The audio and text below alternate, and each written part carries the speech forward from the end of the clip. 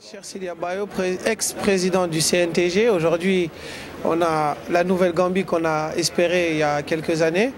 Ça a été fait il y a 3 ans, hein, comme vous le savez, quasiment 3 ans maintenant. J'ai créé, à l'heure où je vous parle, la caravane pour la paix et la démocratie. En fonction de la situation, je pense qu'on appartient à une génération où il faut être créatif et innovatif. Le président Adama Barrow vient de limoger son vice-président. Il est temps pour moi de revenir. J'ai pris 2 ans et demi d'années sabbatiques. J'ai une femme et 2 enfants. Il fallait que je m'occupe d'eux.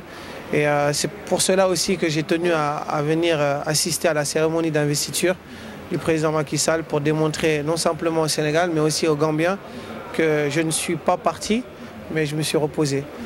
Le président Macky Sall, au dernier conseil interministériel en Gambie, j'étais sur le tarmac de l'aéroport pour l'accueillir avec le président Adama Barrow et son gouvernement en tant que fils de la Sénégambie.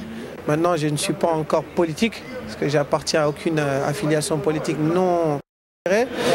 C'est vrai qu'il y a une promesse électorale émanant d'une coalition politique entre 6 partis politiques plus une candidate indépendante qui d'ailleurs, ironie de l'histoire, est aujourd'hui notre vice-présidente, Dr Aïssatou Touré.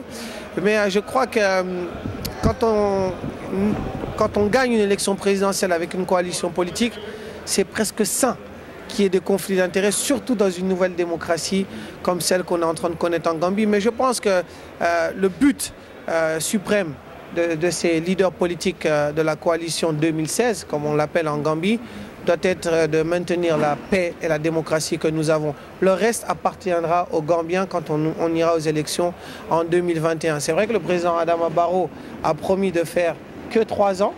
Et les médias sénégalais plusieurs fois lui ont posé la question: est-ce que vous n'allez pas faire du War-Wahet? Il avait dit non. Mais une fois que vous êtes dans les réalités, les sphères du pouvoir, en règle générale, les mentalités et les décisions changent. Après, c'est facile de critiquer de l'extérieur, et là, je ne le défends pas. Mais une fois à l'intérieur, parce que moi-même, je ne suis pas encore dans la chose gouvernementale, mais j'ai compris depuis le départ de Yahya Jammeh qu'il n'est pas facile de gouverner, surtout un peuple comme la Gambie qui vient de connaître une nouvelle démocratie. Il y a des excitations de toutes parts. Et ça, c'est pas facile à canaliser, ne serait-ce que par rapport aux leaders politiques, à l'arène politique gambienne, mais aussi par rapport à la société civile qui aujourd'hui a besoin de liberté de toutes sortes. Et c'est pas facile. Non, je crois que moi, j'ai jamais caché mes ambitions politiques, voire présidentielles. Je l'ai dit au président de la République lui-même, yeux dans les yeux. Il m'a reçu à maintes reprises. Mais je lui ai dit: je veux que tu m'aides à préparer ma génération à diriger la Gambie de demain et je t'aiderai à apaiser le pays. Je peux être un élément perturbateur, je l'ai prouvé. Et il a rigolé quand je lui ai dit ça, mais en règle générale, quand je promets quelque chose, j'essaie d'être loyal par rapport à mes actions et à mes engagements.